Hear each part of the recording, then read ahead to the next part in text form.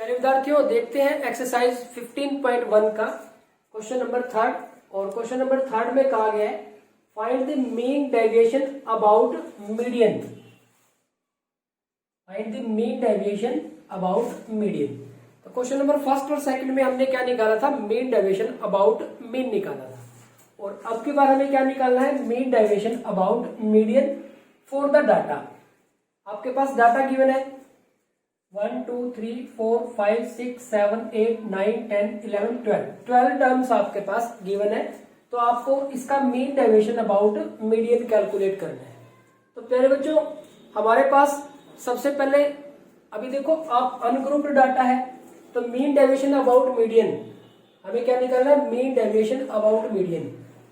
Mean deviation about median, इसको हम क्या लिखते हैं शॉर्ट में? एम डी, और ये एम मीडियन के लिए। मीन डेविएशन अबाउट मीडियन ये क्या होगा हमारे पास? X i minus m, m stands for median, इसका मोड, इसका समेशन और डिवाइड बाय एन। एन का मतलब नंबर ऑफ टर्म्स। तो ये हमारे पास फॉर्मूला है। जिस तरह से मीन डेविएशन अबाउट मीन निकाला है, ठीक इसी तरह से मीन डेविएशन अबाउट मीडियन निकालना है। प्यारे बच्चों, सबसे पहले हमें क्या निकालना पड़ेगा? मीडियन निकालना पड़ेगा। तो आपको पता है कि मीडियन निकालने के लिए सबसे पहले हम डाटा को असेंडिंग ऑर्डर में या डिसेंडिंग ऑर्डर में लिखेंगे। तो यहां से writing the data in ascending order, इसको असेंडिंग ऑर्डर में लिख दिया। तो प्यारे बच्चों, सबसे छोटी टर्म हमारे पास कितनी है? पहले सबसे पहले हम ले लेते हैं 10। 10 के बाद है हमारे पास 11। 11 हमारे पास 2 टाइम्स है, तो 11 और 11। इसके बाद 12 है हमारे पास, 12 लिख दिया।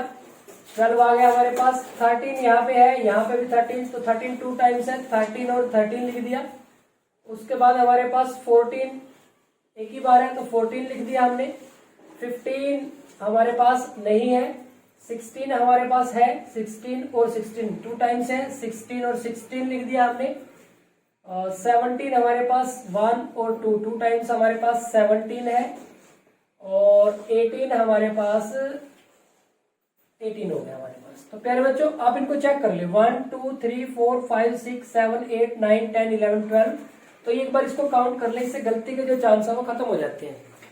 कितनी आई? 1 2 3 4 5 6 7 8 9 10 11 और 12।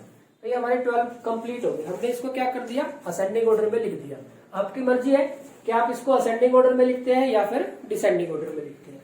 अब यहां से n की वैल्यू कितनी आई? n that is equal to 12 है। तो ये हमारे पास मीडियन क्या होगा?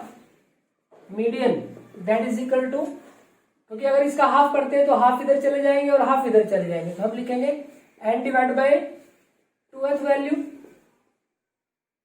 Plus n divide by 2 plus 1th value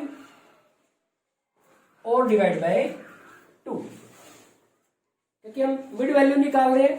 और ये 12 टर्म है, अगर 2 से डिवाइड करते हैं तो 6 इधर चले जाएंगे और 6 इधर चले जाएंगे, बीच में कुछ नहीं बचेगा। तो हमें 2 मिडिल टर्म लेनी पड़ेंगी और उसका फिर हमने एवरेज निकाल दिया। अब n की वैल्यू 12 है, तो 12 डिवाइड बाय 2 यानी कि 6th टर्म या 6th value plus 12 divide by 2 6 plus 1 यानी कि 7th टर्म या 7th वैल्यू और डिवाइड बाय 2। अब आप देखें 6th वैल्यू 1 2 3 4 5 6, तो 6th वैल्यू है हमारे पास 13 प्लस 7th वैल्यू है हमारे पास 14 और डिवाइड बाय 2। तो ये 27 डिवाइड बाय 2, ये आ गया हमारे पास 13.5। तो ये हमारे पास मीडियन m आ गया।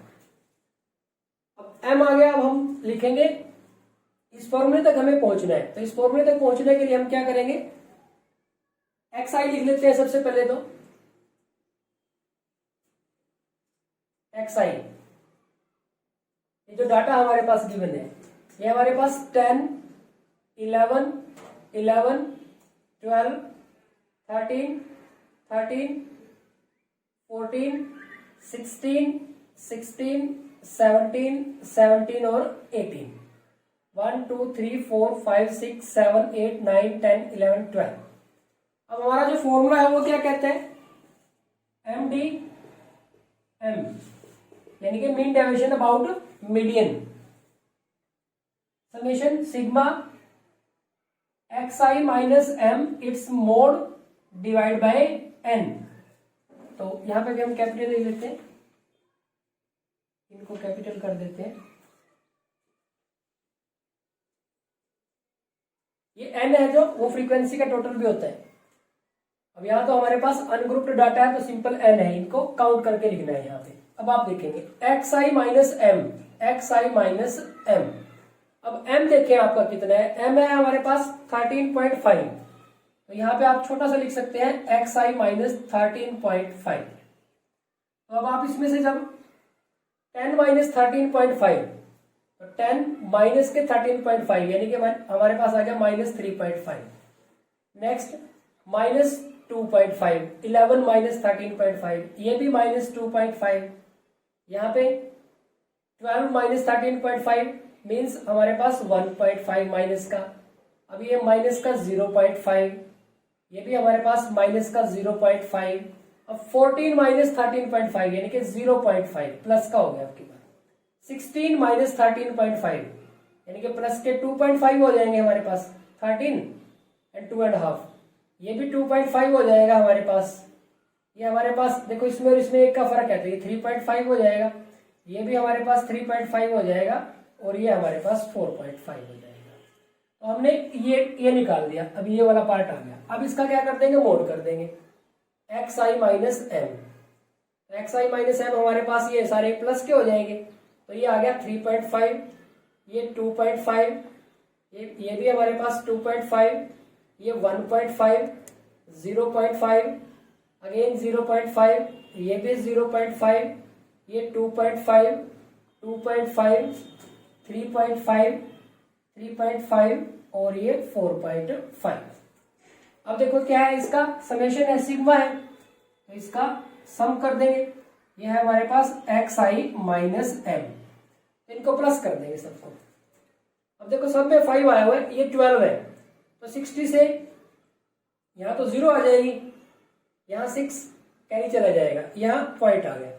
अब यहाँ से 6 और 3 9, 11, 13, 14, 16, 18, 21, 24, 28। तो ये 28.0 यानी कि 28 ही है हमारे पास। तो 28 है तो यहाँ पे हम रख देते हैं इसकी वैल्यू। तो ये हमारे पास 28 आया और ये हमारे पास 12 आ गए। एन की वैल्यू कितनी है हमारे पास, कितनी टर्म्स है, ये 12 टर्म्स है। तो 12 पे कैंसिल करेंगे तो यहाँ पे हमारे पास 4 पे, अब ये कैंसिल हो जाएगा, 4 से 3 आ जाएगा और ये 7 आ जाएगा। तो ये 7 डिवाइड बाई 3, जब इसको सोल्व करेंगे 2.33, तो प्यारे बच्चों ये इसका आंसर आ जाएगा। तो बिल्कुल सिंपल क्वेश्चन है, कहीं कोई कॉम्प्लिकेशन नहीं है, बस आपको इसका मीडियन निकालना आना चाहिए। जिस तरह से मीन के लिए क्वेश्चन था उसी तरह से ये मीडियन के लिए क्वेश्चन है। तो ठीक इसी तरह से आप इसका 4th क्वेश्चन करेंगे। करो।